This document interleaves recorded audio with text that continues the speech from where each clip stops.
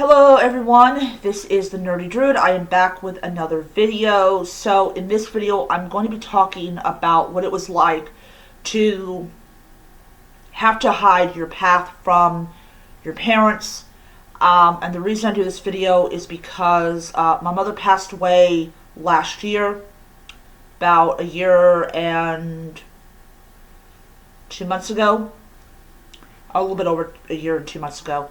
And I kind of wanted to talk about how that was like and why I am a firm believer in religious freedom and religious and non-religious judgment and all that. So it's going to be a long video. I don't know how long, but if you're interested in my experiences, then here it is. I will be doing a video about ancestor worship in the ancient Celtic lands, and that will be a video that will come out after Beltane, so look for that video when it's available.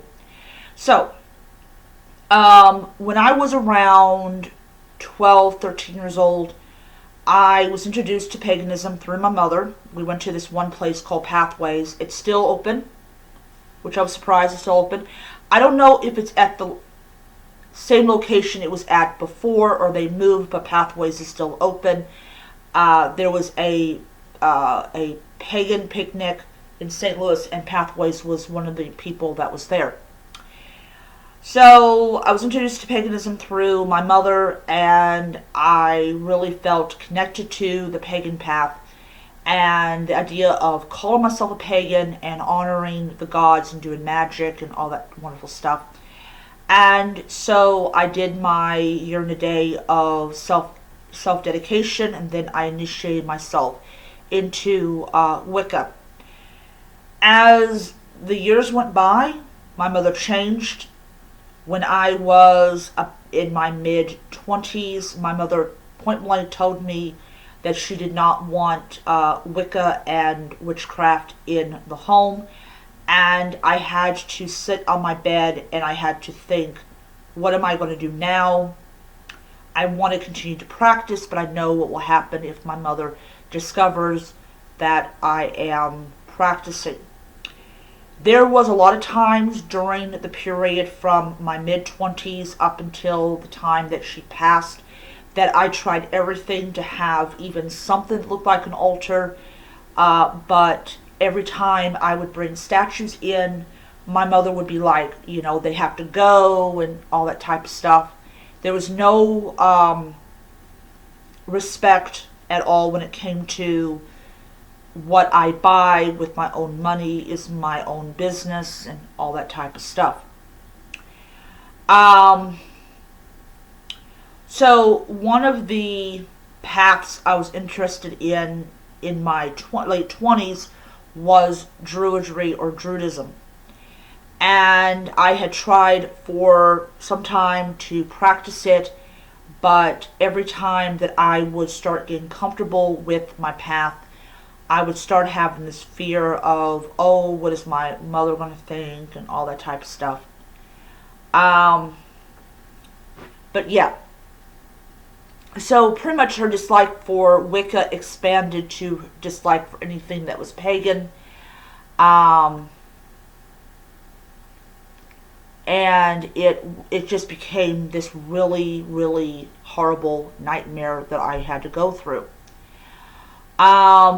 When my mother passed away last year, I kind of did not know what to do. I was very, very upset that she had passed away, and sometimes I do get emotional when I think about her passing away. But one of the things that I spent a whole year doing was basically just jumping around from one path to the next, really not having any kind of grounding, any kind of focus, anything. But yeah, and so I knew that I would have to find my path and stick with it. So one of the things that I did was I looked at all the paths I had been in, and I was like, okay, which one has really helped me? Which one is my path? All this stuff. And I locked on to Druidry, and I decided, hey, you know something, I'm going to give this a chance. And that's how I ended up coming back to it. It is very psychologically damaging, to say the least, to be told that you could not practice your religion, especially when the person who says it is supposed to uphold the guaranteed freedom of religion. It's very suffocating and very, very depressing. And one of the things that my Druidry has allowed me to do is to rise up above all that and focus on me and me alone. And it has been a great help and a great comfort to be able to sit down and meditate and light candles and light incense and pour out offerings and give food offerings and all this type of stuff to the gods, and to generally thank them for whatever I have now.